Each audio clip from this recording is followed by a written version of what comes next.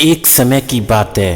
काशी के एक गांव में मोहनदास नाम का एक 10 साल का बालक अपने पिता के साथ रहता था, जिसका जन्म एक बेहद गरीब परिवार में हुआ था।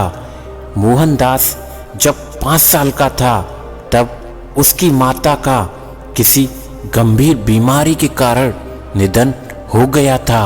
मोहनदास के पिताजी ठाकुरों के खेतों में मजदूरी किया करते थे, जिससे मिलने वाले पैसों से मुश्किल से ही घर का गुजारा चल पाता था। और उस समय में छोटे छोटे गुरुकुल हुआ करते थे, जिसकी मासिक फीस 100 रुपये थी। मोहनदास के पिताजी जैसे तैसे मजदूरी करके रोज का मात्र 20 रुपये ही कमा पाते थे। उनके माह की तनख्वाह से 100 रुपये मोहनदास की फीस में चले जाते थे और बाकी के पैसों से घर का गुजारा बड़ी ही मुश्किल से हो पाता था। मोहनदास पढ़ाई में अच्छा था और जिज्ञासु भी था। गुरुकुल में मोहनदास बहुत मन लगाकर पढ़ता और अपने मास्टर से खूब सारे सवाल भी करता। मास्टर जी भी मोहनदास को उसके सभी सवालों के जवाब दिया करते थे। इस तरह मोहनदास के मन में चल रहे सवालों की जिज्ञासा शांत हो जाया करती और गुरुकुल से छुट्टी होते ही वह तुरंत अपने पिता के पास उनके काम में हाथ बटाने के लिए पहुंच जाता था। धीरे धीरे ऐसे ही समय बीतता चला गया। ठीक 6 साल बाद मोहनदास और उसके पिता की जिंदगी फिर से दुखों में घिर गई। मोहनदास जब 16 साल का हुआ तब उसके पिता बीमार पड़ने लगे। अब उनमें मजदूरी करने की ताकत नहीं रही और पैसे न होने की वजह से मोहनदास को गुरुकुल छोड़ना पड़ा। इस तरह 7 साल से लेकर 16 साल की उम्र तक ही गुरुकुल से शिक्षा हासिल कर पाया। मोहनदास पिता को लेकर बहुत परेशान था, क्योंकि मोहनदास के पास अपने पिता का इलाज कराने के लिए अब पैसे नहीं थे। जैसा कि मोहनदास बड़ा है और जिज्ञासु था, जिस वजह से वह किसी भी अमीर इंसान को देखता तो अपनी जिंदगी के बारे में सोचने लग जाता। और इन सब हालातों के चलते मोहनदास के दिमाग पर ऐसा असर हुआ कि वह मजदूरी करने लगा। मोहनदास वो हर संभव प्रयास कर रहा था जिससे उसके पास धन आए और वो अपने पिता की बीमारी का उपचार करवा सके। मोहनदास ने दिन रात मेहनत करके कुछ पैसे कमाए और अपने पिता का उपचार करवाया। मोहनदास के पिता की हालत सुधरने लगी और देखते ही देखते उसके पिताजी बिल्कुल स्वस्थ हो गए। पिताजी मोहनदास की मेहनत से बहुत खुश थे।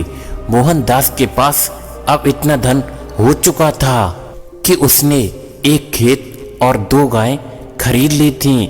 जिन हालातों के चलते मोहनदास ने यह कदम आज उठा लिया, उसी की बदौलत मोहनदास के पास खूब धन था, जिससे उसकी जिंदगी की लगभग सब जरूरतें पूरी हो जाती थीं।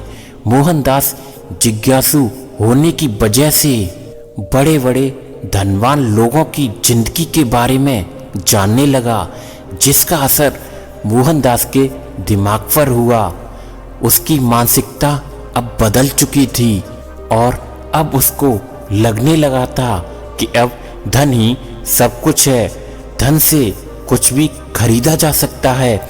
मेरे पास जितना अधिक धन होगा मैं उतना ही अधिक खुश रहूँगा और मेरे पिता भी अपनी इसी इच्छा को पूरा करने के लिए मोहनदास ने दूध का व्यापार करना शुरू कर दिया। और यहीं से शुरू हुआ मोहनदास के धनवान बनने का। अब देखते ही देखते उसकी ज़रूरतें इच्छाओं में बदलने लगीं और अपनी इच्छाओं को पूरा करने के लिए मोहनदास धन का सहारा लेता। कुछ समय के बाद मोहनदास के पिता अपनी इच्छा जताते हुए बोले, बेटा अब तुम जल्दी ही शादी कर लो। मेरी जिंदगी का अब कुछ पता नहीं कब क्या हो जाए। मोहनदास अपने पिता की इच्छा को पूरा करने के लिए शादी के लिए मान जाता है। मोहनदास का विवाह हो जाता है और मोहनदास खुशी पाने के लिए ऐशो आराम के सभी भोग विलास सामान खरीद लेता और एक आलीशान सी हवेली भी बनवा लेता। अब एक दिन ऐसा भी आया, सब कुछ होने के बावजूद भी मोहनदास दुखी सा रहने लगा था क्योंकि उसका मन संतुष्ट नहीं हो रहा था। इधर मोहनदास की इच्छाएं खत्म होने का नाम नहीं ले रही थी। अब मोहनदास का मन कहीं भी नहीं लगता, वह परेशान रहने लगा। जब से मोहनदास ने अपनी तमाम इच्छाओं को पूरा करने का नंबर शुरू किया, तब से मोहनदास सुख चैन की नींद नहीं सो पाया था। मोहनदास की हालत पागलों जैसे होने लगी थी। उसे संतुष्टि नहीं मिल रही थी। उसे समझ नहीं आ रहा था कि क्या करें। इधर भगवान बुद्ध नेपाल से बौद्ध धर्म का प्रचार करने के लिए भारत के काशी की तरफ आ रहे थे। भगवान बुद्ध काशी के एक गांव में रुके हुए थे। मोहनदास को इस बात का पता चलते ही वह भगवान बुद्ध जी के पास पहुंच जाता है। भगवान बुद्ध अपने अनुयायियों को प्रवचन सुना रहे होते हैं। इतने में मोहनदास रोते हुए बुद्ध जी के पास पहुंचा और बोला, मैं इस जिंदगी से बहुत परेशान हो गया हूँ और हे बुद्ध, मैंने जीवन में खूब धन कमाया ताकि अपने सुकून के लिए कुछ भी खरीद सकूं। मुसीबत के समय मेरा यह धन मेरे बहुत काम आया और इससे मैंने अपनी हर सुख सुविधा की वस्तुएं खरीदी जिनसे मुझे बहुत खुशी मिली। तो फिर ऐसी क्या वजह थी जिससे मेरा मन संतुष्ट नहीं हो रहा? आज मेरे पास सब कुछ है जिससे मैं खुश तो रहता हूँ, लेकिन अधिक समय तक नहीं। और सब कुछ होने के बाद भी मुझे सुकून क्यों नहीं मिल रहा? मन को शांति और संतुष्टि क्यों नहीं मिल रही जो मिलनी चाहिए? कृपया करके मेरी इस समस्या का समाधान करिए, अन्यथा मैं खुद को खत्म कर दूंगा।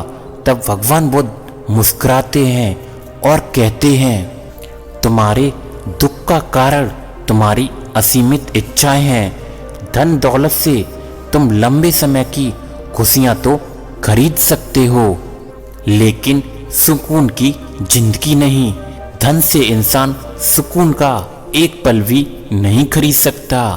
धन से तुम खुशियों का महल, मखमल के गद्दे और सोने चांदी से बनी चारपाई तो खरीद लोगे, लेकिन सुकून की नींद कभी नहीं खरीद पाओगे, क्योंकि यह धन से नहीं ज्ञान से खरीदे जाते हैं। सुकून खुद तुम्हारे अंदर मौजूद है, जो कि एक असीमित इच्छाओं वाले पहाड़ के नीचे दबा हुआ है।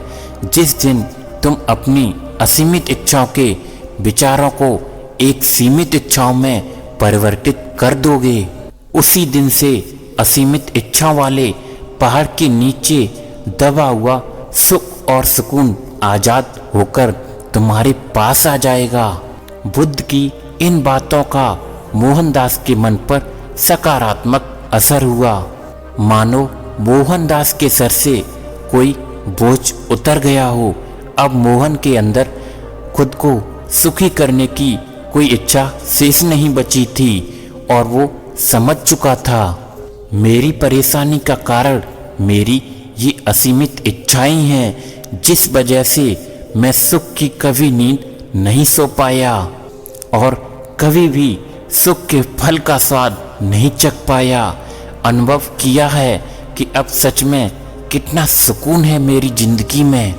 शुरू से मैं मूर्ख सुकून पाने के लिए खुद पर धन दौलत लुटाता रहा, बस धन कमाने के पीछे भागता रहा और जीवन के इस सत्य से अनजान रहा कि सुकून तो मेरे अंदर ही था, जो असीमित इच्छाओं के अंधेरे में कहीं खो गया था।